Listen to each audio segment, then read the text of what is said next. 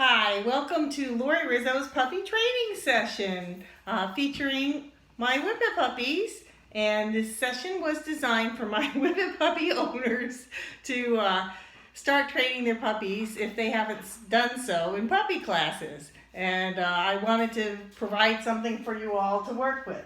So I'm going to break this up into short segments so that it's easy to watch on YouTube or to watch on your streaming device.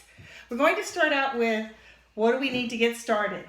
Now, the first thing you need some kind of a collar or leash. Now, usually what I use on my Whippet puppies is I use a Martingale type of a collar. Now, I like this one because it's a rolled leather collar and it provides a lot of support underneath the neck. And then it's got the chain Martingale. It should tighten up just enough so that it doesn't completely join. You want it about like there. Because if it joins, then your puppy can slip out of it pretty easily. If it's too tight, then it's uncomfortable. So this is what I like. The other one that I have is actually leather on the other side, or a material, and it's got a chain underneath. Now the chain underneath works really well to get them to lift their head a little bit better.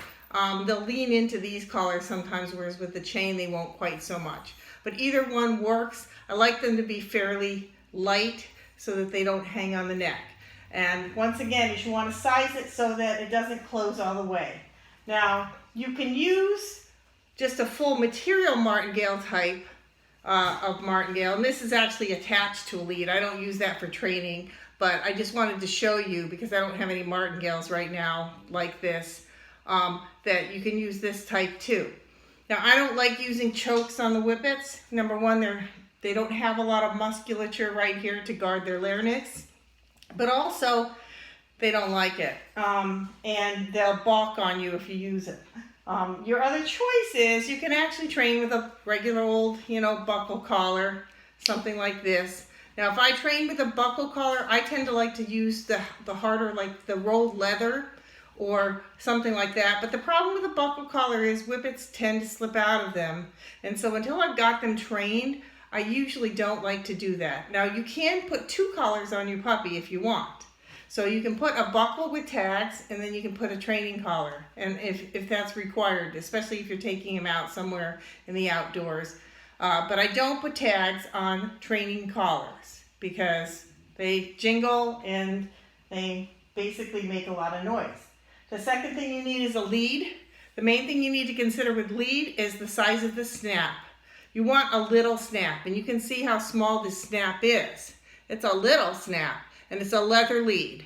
Now, these are expensive. They'll cost you about $20 for a leather lead, but I like them. You can also use a cloth lead if you want, or a nylon lead. Just make sure it's something that your hands can handle. Now, it used to be traditionally that you always use a 6-foot lead. I've seen people train with 4-foot leads and find they work too. So whatever works for you, or whatever, if you go to a class, what they ask for. But you want the light snap. That's the biggest thing, is you don't want the snap to weigh down the collar and keep it tight all the time. Other things. I do clicker training. I do it sometimes for some things, and then I use traditional training for other things. Couple different kinds of clickers. There's actually a lot of different kinds, but this is the more traditional one. This one actually came from PetSmart. It's a box clicker, makes a loud noise. So you definitely can hear it from far away. I like to use them because they last forever and dogs get used to the sound. But sometimes I don't like to use them because they're so loud.